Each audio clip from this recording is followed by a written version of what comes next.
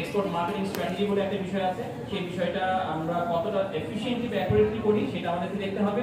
কেন প্রয়োজন এটা দেখতে হবে, কোন মার্কেটে যাব, কেন যাব সেটাও আমার বলা যেটা আমার সুইট ফিশ কল না, এটা আমাকে বুঝে সিদ্ধান্ত নিতে হবে যে আমি এই মার্কেটে যেতে যাচ্ছি, এটা আমাকে অ্যানালিসিসের মাধ্যমে আসতে হবে।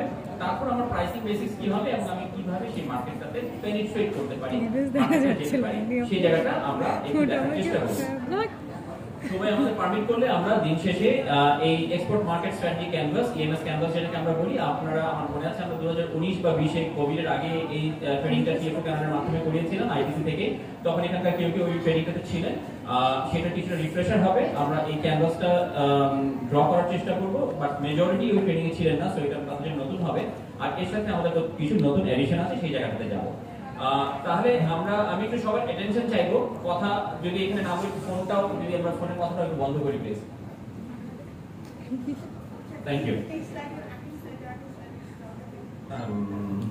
না ভাই এই স্লাইডগুলো পাঠিয়ে দিব আমরা ইমেইলে। Thank you.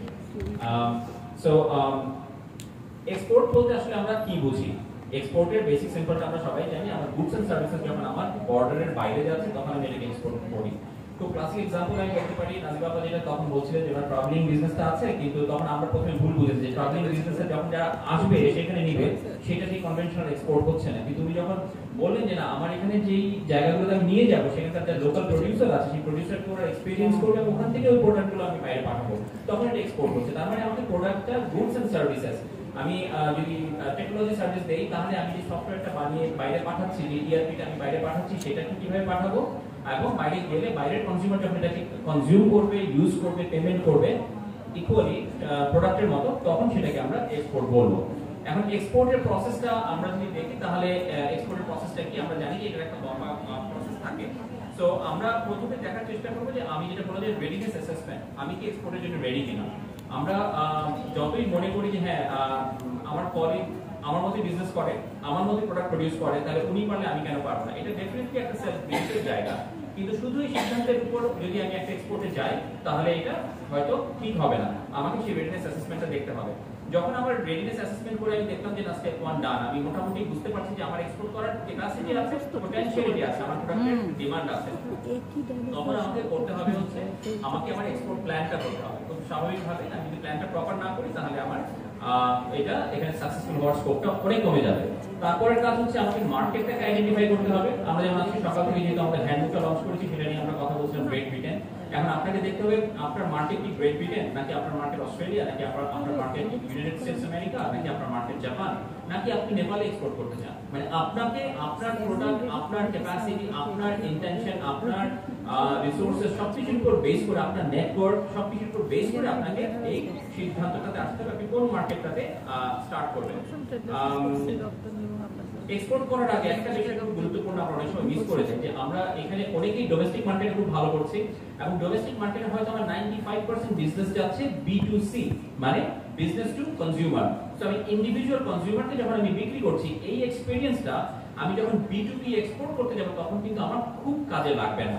B2B বিজনেসটা একটু ডিফারেন্ট। আপনি একজন বায়ার যার কাছে সেল করছেন সেই ইন্ডিভিজুয়াল কাস্টমার না, সে অন্য কাস্টমারদের পক্ষে একটা বিজনেস ইউনিট হিসেবে আপনার কাছে একটা ভলিউম কনজাম্পশন, ভলিউম বাইং করছে। তো এইটার এক্সপেরিয়েন্সটা একটু ডিফারেন্ট। যারা বাংলাদেশে ডোমেস্টিক মার্কেটে অলরেডি B2B করছেন, আমি বলবো তারা এক্সপোর্টের জন্য একটু 1 or 2 স্টেপস ahead। সেটা আপনারা এগিয়ে আছেন, সেটা আপনারা করতে পারেন। কিন্তু যারা B2C করছেন তাদের ক্ষেত্রে কি এক্সপোর্ট করা সম্ভব না? ব্যাপারটা না, কিন্তু সেটা হচ্ছে আপনাদের একটা অ্যাডিশনাল স্টেপের প্রিপারেশন নিতে হবে। B2B বিজনেসে কি হয়, একজন বিজনেস বায়ারের সাথে কিভাবে আপনি বিজনেস করবেন, নেগোশিয়েট করবেন, প্রাইসিংটা কিভাবে বলবেন।